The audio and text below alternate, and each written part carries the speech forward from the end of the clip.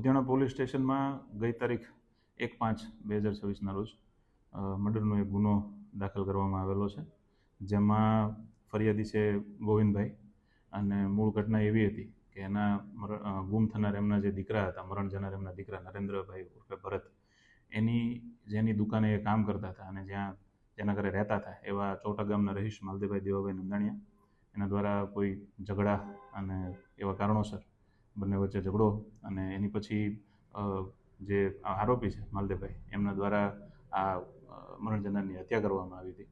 એ ગુનાના કામે પોલીસે અત્યાર સુધીમાં જે આરોપી છે માલદેભાઈ, એમના ઘરે એક્સકેવેશન સાયન્ટિફિક ટીમની હાજરીમાં કરેલું છે, જ્યાંથી પોલીસને અમુક એવા પુરાવાઓ મળેલા છે, જેનું એનાલિસિસ હાલ ચાલુ છે.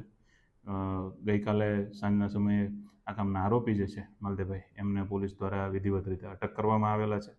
હાલ ગુનાના કામે જે વાહન વપરાણેલું છે એ વાહનને કબજે લેવાની પ્રોસેસ ચાલુ છે. આરોપીના રિમાન્ડ બાબતની પ્રોસેસ ચાલુ છે, અને સાથે સાથે આજુબાજુના જે પણ સાહેદો છે, આ સાહેદોને પૂછપરછ અને ઘટના સંબંધના પ્રત્યક્ષદર્શી જે પણ સાહેદો છે એમની પાસેથી બાતમી અને નિવેદનો મેળવવાની હકીકત પ્રોસેસ અત્યારે કુતિયાણા પોલીસ દ્વારા શરૂ છે. હાલ પૂરતું કારણ આરોપીને અટક થયા એની પછી જે એમના પૂછપરછ કરવામાં આવી છે એમાં હાલ પૂરતું કારણ એવું જાણવામાં આવ્યું છે કે બંને વચ્ચે જે બીજ ભરવા જવા બાબતે, મઢડા સોનલધામ બીજ ભરવા જવા બાબતે જે ઝઘડો થયો અને એમાંથી આ ઘટના બની છે.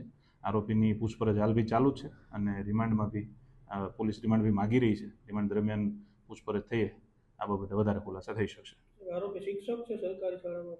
હાજી, આરોપી પોતે જે તે સમયે ગુમ થયા પહેલા સરકારી નોકરિયાત હતા, શિક્ષક હતા.